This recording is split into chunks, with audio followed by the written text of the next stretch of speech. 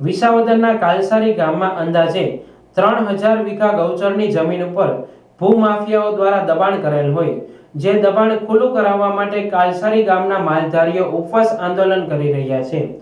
આંદોલનના 18મા દિવસે પણ ગૌચર ખુલ્લું કરાવવાના પ્રશ્નનો કોઈ ઉકેલ નહીં આવતા ઉપવાસી છાવણીના માલધારી જગાભાઈ મેવાડા દ્વારા કાલસારી ગ્રામ પંચાયતના મંત્રી અને વિસાવદર ટીડીઓને આત્મવિલોપન કરવાનો પત્ર આપેલ હોય, જેમાં 5 દિવસનું અલ્ટિમેટમ સરકારી તંત્રને આપેલ છે. જો આગામી 5 દિવસમાં સરકારી તંત્ર ગૌચર જમીન ખાલી નહીં કરાવે તો જગાભાઈ માલધારી આત્મવિલોપન કરશે તો તેની તમામ જવાબદારી સરકારી તંત્રની રહેશે તેવી ચીમકી ઉચ્ચારી છે. મારું નામ છે જાગાભાઈ જયસિંહભાઈ મેવાડા. હું કાલસારી ગામના રહેવાસી છીએ. અમે માલધારી સમાજ છે. અમે 2008થી લડી છે એક ધારા. તો અમારો હુકમ થઈ ગયો, આપણી સીટું એને તૈયાર નથી કરી હતી. ટિકેટે આજ કરી દઉં કાલ કરી દઉં જવાબ એમ દીધે રહેતા.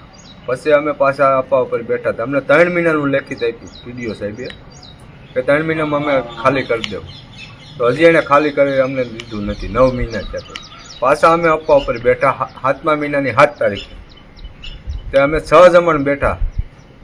શનિવારની રાત રવિવારની રાત શનિવારની રાત સાંજ થતી હતી અને રાતથી રવિવાર ગણાય. રાતે અમે 12:30 ભરી નીકાળો કે લેબોરેટરી કરવા જાવી છે, તમે ખાઈને બેહો સપા પર. કાંઈ વાંધો ના, હાલો લેબોરેટરી કરીએ.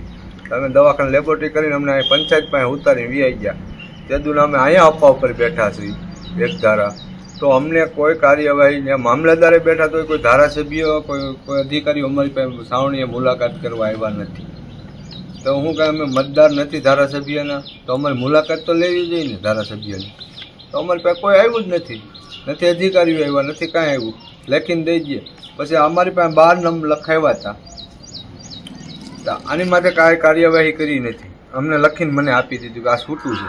અમે રિસર્ચ કરીએ એવા છીએ, ત્યાં ખાલી થોડું થોડું ફેરવી નાખ્યું છે. અમુક ઠેકાણે એમના બધી પેક છે. તો એ લોકોએ કાંઈ કાર્યવાહી એની માટે નથી, લખીને આપી દીધું. અને સારવાર જાય તો અમારી વાંહે થાય કે મને જમીન આપેલી. આમાં કાંઈ આ પંચાયતનું લખાણ છે, તાલુકા પંચાયતનું. આમાં લખીને આપ્યું. આમાં કોઈ દબાણ દૂર થઈ ગયેલું છે.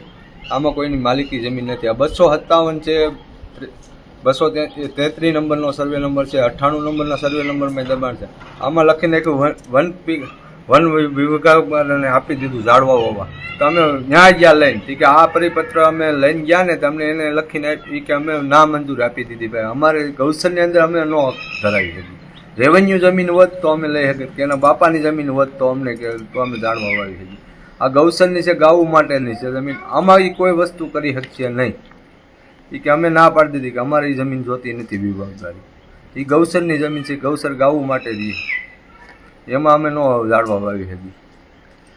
આવી રીતે અમને લખીને આપી દીધું કાગળિયો કે ખુલ્લી જમીન છે. તો એની માથે કાર્યવાહી કેમ નથી કરતી? તમામ અધિકારીઓ અમે સંડવાયેલા લાગે છે.